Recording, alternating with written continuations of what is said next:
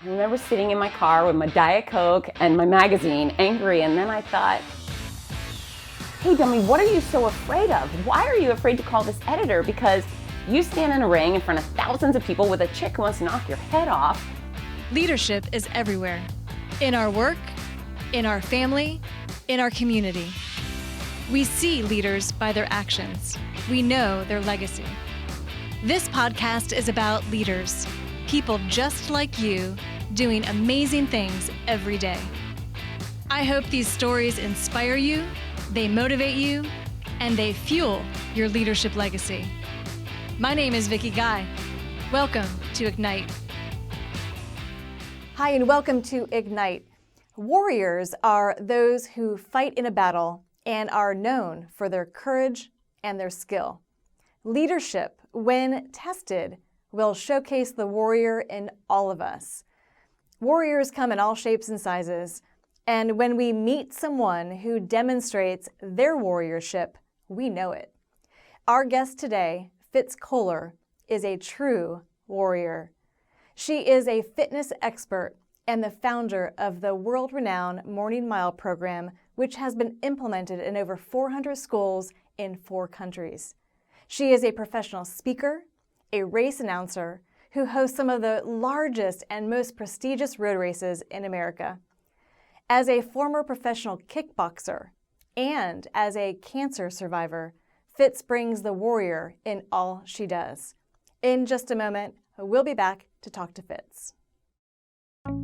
My name is Dana Morrison. I'm the IT director at Grace Christian School in Raleigh, North Carolina. IT directors often hoard so much knowledge that it's hard for their team members to learn. IT Pro TV has given us the ability to level up our technicians to a point where they can decide this is important for me to learn. I would recommend IT Pro TV to any IT team. It's just a great tool for any IT professional. Welcome back to Ignite. Today we are joined with a fitness expert, Fitz Koehler. Fitz, welcome to Ignite. How are you? I'm great. I'm so happy to be here with you, Vicki. Thanks for having me. I am so thrilled for you to be here as well, because we're going to talk about something that I know is near and dear to my heart and a lot of other people's hearts, whether it's for personal reasons, family reasons, company reasons, all kinds of reasons, and that is fitness. Yeah. And you are a fitness expert. So tell us what that means to you and how you got to be a fitness expert. Well, I've spent my entire life dedicated to helping folks live better and longer. I started teaching group classes when I was about 15 years old and instantly fell in love with it. Not only do I love sports and fitness and music, but I'm super passionate about helping people, and quality of life starts with you. And so we have the capacity to be productive in all of these other ways, but if you're not healthy, none of it matters. So I just really enjoy what I do. There's never been a day in my work life that I've ever thought, gee, I wish I wasn't doing this. Not once, not ever. And I have a master's degree in exercise sports sciences. One of the things I realized early on is that the human body was nothing to mess around with, and that the heart and the lungs are pretty darn important, as is the spinal column and your joints. And I respected those I'd be working with enough to further my education, to make sure not only was I helping people, but that I definitely wasn't hurting people. And I think within the fitness industry, there's a lot of people getting licenses out of a Cracker Jack box, or just going to advice from people with a good body. And that's not who I am. I really respect folks. So yeah, I've been teaching for about 30 years, and I'm more motivated today than I was at the start.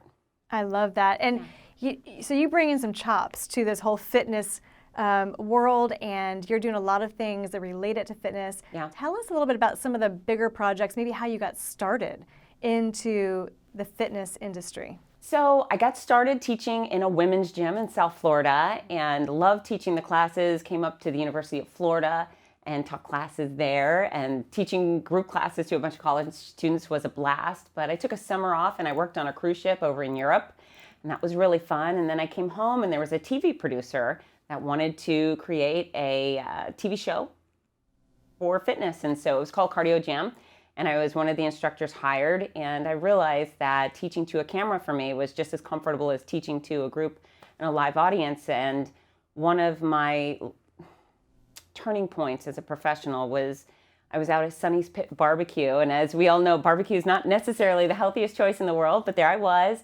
and my waitress came over. She was a few hundred pounds. She was a big girl, not someone you would have anticipated would be committed to fitness, but she came to my table and she said, "Are you Fitz?" And I said, "I am." She goes, "Oh, I love your show. I watch it every day that it's on, and I record it so I can do it with you when it's not on, and I've lost 17 pounds, and that just blew me back. And I love the fact that I was able to help this person that I had never met before, and we weren't in the same social circle. She probably couldn't have afforded me as a personal trainer, but I got to help her. And so I really fell in love with mass media at that point. And so I worked hard. I was a college student, but I would donate my time as a speaker to help folks. And then I really built my business around teaching via mass media, because I tell you what, waking up in the morning, working on national television where I get to teach several million people a life lesson that helps them live better and longer, that feels like a really productive day to me. So that's the gist of who I am as a fitness professional, just helping everyone in whatever capacity live better and longer. TV, radio, books, magazines, online, corporate speaking. Give me a big group and I'm happy. I love that. And it sounds like it feeds your soul so much, because especially that woman, I don't know if she knew that she made such an impact with you by giving you that bit of feedback, but it sounds like that was kind of a turning point for you to say, wow, this is truly what I'm supposed to be doing. Yeah, there's been a few turning points for me, but she definitely was one, and my craving for mass media is intense. I will never go back to a gym, not because it's a bad place, but because it will never satisfy me professionally. Well, you mentioned something just now. I have to write it down because I don't want to forget it. And you said there were several turning points. So we're going to talk about those turning points. But I also want to bring up one thing that I think is pretty interesting that you've mentioned to me that you've done, and that is create this morning mile program for the youth. And I would love to dig into it for a moment, talk about what it is, why you created it, and what's happening with it now. So that satisfies my craving for mass impact and my love for children. And so the Morning Mile is a before school walking running program that invites every child at each school to participate every single day of the school year. Basically, they get a 30-minute window of time. We play music, and they have the opportunity to come in and walk or run at their leisure, at their own pace. Some kids show up and they do one lap and they go to class. Great. Some kids show up, and I'm telling you, 8, 9 years old, doing 4 miles in 30 minutes each morning before school. Some of them, there's no coaching, no choreography, no instruction whatsoever. We just provide an environment that's welcoming, really fun, and really rewarding, and we unleash them. And some of these kids have blown our mind. We have tons of 100-milers, and some people say, whoa, kids doing 100 miles in a school year, that's incredible. And it is, but we have elementary school kids that have come close to 700 miles in a school year. So if anyone cares about kids, I think it's the absolute secret to preventing the healthcare crisis is start early, teach them this healthy habit. Fitness doesn't have to be complicated. It doesn't require heavy equipment and expensive stuff. Just get outside, go for a walk or run. You can do it when you're 5, you can do it when you're 95. And it's the best thing I've ever done. The Morning Mile is in over 400 schools around the world. We have 4 different countries. Most are within the United States. We're in every age group, preschool through high school, and it's a home run. That's the thing I want on my tombstone one day, Morning Mile. I love that. And what a great legacy also that you've started to create. And it's such a great, because I think in some schools they don't even have PE now. Yeah. So having that option to go to school early and just run out, blow off some steam, I'm sure the teachers probably thank you as well. Oh, they do. I tell you what, teachers all the time, thank you, my 3rd grade boys are sitting still. Right. This has never happened before. So it really actually solves a lot of problems, not only the health issues, but they show up on time to school, they sit still. When you exercise, you turn on your brain, they learn better. So yeah, it's the greatest thing I've done. It's the thing I'm absolutely most proud of, besides the 2 little children of my own. Oh, I love that. So that's something that happened early in your career that you started, right? I'm actually celebrating my 10-year anniversary of the Morning Mile, so congratulations. It's later in my career. Okay. So you talked about some turning points, and the first one being the woman at Sonny's. She's you're having some barbecue. Yep. She's talking to you about how the impact that you've had on her life. Yeah. What's another turning point that has had a huge impact on you and the decisions that you've made? Well, this is another little funny one that goes along with my craving for mass media, but I was a competitive kickboxer for 10 years. And I know, obviously, I look like that, but yeah, I got in the ring and I would go blow to blow in a knockout sport, and it was so much fun. Definitely the benefits I gained from kickboxing and fighting and some of the long-term injuries far outweigh the negatives. It was an extraordinary experience and something I look back on and wish I still had. However, many magazines, publications were doing a lot of articles on me at the time. It was, I don't know, it was back in the day, and UFC wasn't around, MMA wasn't a big thing yet, and certainly female fighters weren't a big thing. So I was an anomaly, and many magazines wanted to do articles on me, and I'd said, okay. And they would fly me to Los Angeles and take all these beautiful photos and then interview me. And I'd go to a bookstore and I'd buy the magazine when it came out because I was so excited to see my article in Kickbox Magazine or Ultimate Athlete or Black Belt, whatever. And I'd open up the article and lo and behold, they spell my name wrong. Or they would not only misquote me, but make up quotes. And it was infuriating because I wasn't just some fighter chick. I was a professional, and I was giving advice on fitness training and sport performance in those magazines, and they were really making me look bad. That's the thing. I didn't want other people to think I was guiding them or misguiding them, but I wanted to write the articles, but I was afraid to ask. And I know many professionals sometimes suffer from that fear of asking, and it's really the fear of receiving a no in return. And that went on for probably a couple years in a series of really frustrating experiences at Barnes & Noble. And one day I went out, got the magazine, and but it was right after a particularly brutal training experience. And when you're training for fighting, you're training for fighting. I walked around with bruises up and down my legs all the time and worse. And I remember sitting in my car with my Diet Coke and my magazine, angry. And then I thought, hey, dummy, what are you so afraid of? Why are you afraid to call this editor? Because you stand in a ring in front of thousands of people with a chick who wants to knock your head off. And if I call this publisher and ask to write the article, there will be no broken bones, no bleeding, no concussion. So I got the courage. I looked in the magazine, called him up, and I said, hey, Jeff, it's Fitz. Oh, hey, how you doing? How do you like the article? And I said, well, it's okay, but I'd really like to write the next one myself. And he said, okay. And instantly I thought, yay. And he goes, well, how much do you need? And then I thought, oh, you're going to pay me for it. And then he said, do you need a photo budget? And I went, yes. So the fear of asking, the fear of no, washed away from me at that point. So I definitely think if you want something, ask for it. If you get the no, fine. And usually what I do when I get a no is I find another way around it. You know that Marvel superhero Juggernaut? Yeah. He wears a helmet and he crashes through brick walls, and that's what I think professionally. I just put on my Juggernaut helmet and I smash through the brick walls. God help you if you tell me no, because I am such a royal pain in the ass and I almost always get what I want. So, well, I will say that, first of all, I want to make sure that we spell your name correctly. Yes. Because I certainly don't want you to unleash your kickboxing Right. experience on me. Right. So, but good for you, because I know that fear of asking for what you want can really limit people in getting to where they need to be. Yeah. And that's really what you're all about, is helping people achieve what they can be. Yeah. And it sounds like, you know, you're really good at motivating people to be able to get there. Along this journey of kind of going through the kickboxing and you know, other projects that you've worked on in terms of the fitness arena, what obstacles have you faced? Like, what have been some of the biggest challenges that you have faced that have really made an impact on who you are today? So this year I'm going through a very interesting challenge. This year in February of 2019, I was diagnosed with breast cancer. Not a lot of fun. In fact, December 28th, 2 months prior, I had a clean mammogram. And about 7 weeks later, I just kind of scratched my underboob, and there it was. It was a lump. It was very definitive. I knew what it was. Within 30 seconds, I picked up the phone, made the appointment. Within a week, we found out, yes, it was cancer. Yes, it had spread to lymph nodes. It was a fast mover on the way trying to get me.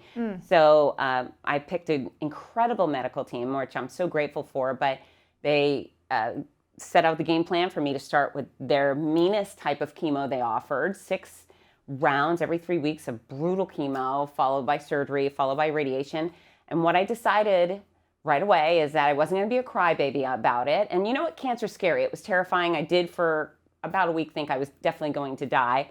However, I decided, hey, I'm not a kid going through this. It's not my kid going through this, and it's not one of the far scarier cancers. So I wasn't going to cry. I mean, I cried a lot, but I wasn't going to cry publicly and complain. So I also wasn't going to let cancer take my work that I loved from me, and it wasn't going to let me take. I wasn't going to let it take me from special things with my kids. So while I spend many days sick on the floor of the bathroom or sick at home, and I was definitely knocked out, pathetic, like many cancer patients are, I still got on the planes and did my work. So I work as a professional race announcer. I host some of the largest, most prestigious road running races in their country, Big Sur Marathon, LA Marathon, Buffalo, Philadelphia Marathons, you name it, I am there. And, you know, I would show up at the airport thinking, how am I going to do this? And then I just decided, I'm going to figure out a way. And I went, and I would be in bad shape. I'd show up in Buffalo and I'd need to get IV fluids when I got there. But the second you put me on that stage,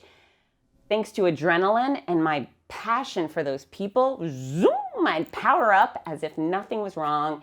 And I loved every second of it. I love what I do so much, and I'm so grateful for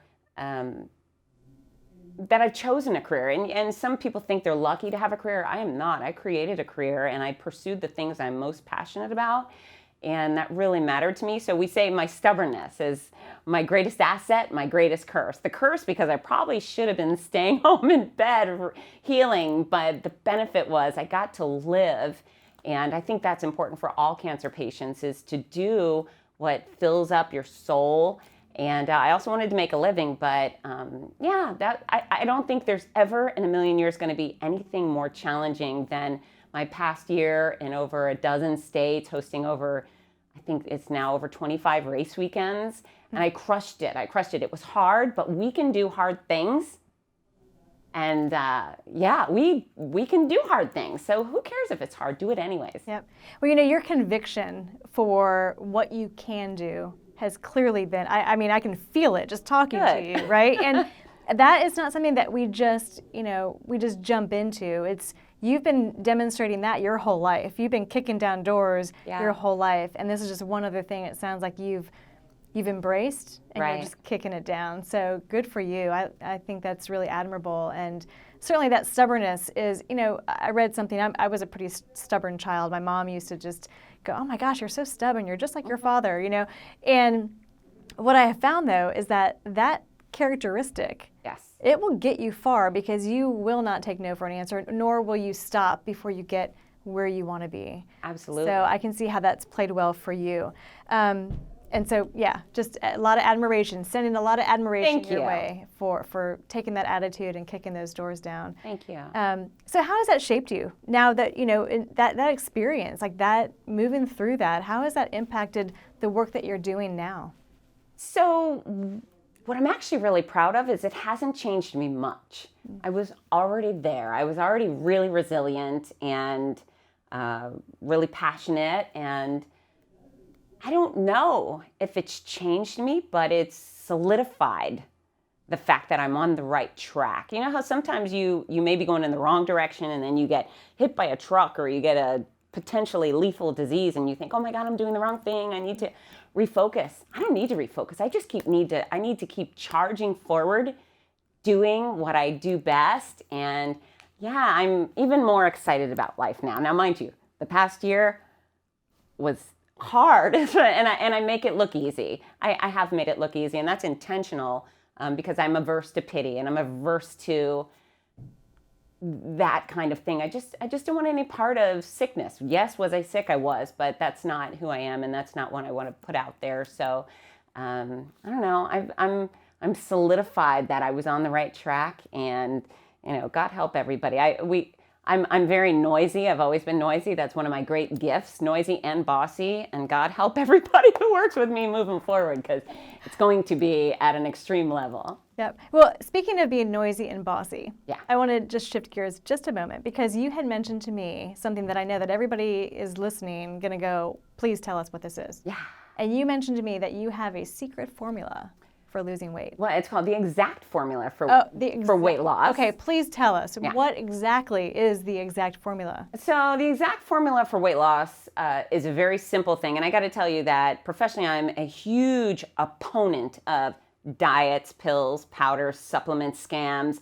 I am adamantly opposed to all these snake oil salesmen, and I could use a lot of ugly words, that are taking advantage of people who simply just want a healthy body to lose a little weight. There are 0 diets on the planet that work. There are 0 powders that will get you to your weight. And we know Oprah Winfrey, the greatest overweight billionaire on the planet, if one of those magic pills existed, she would have it.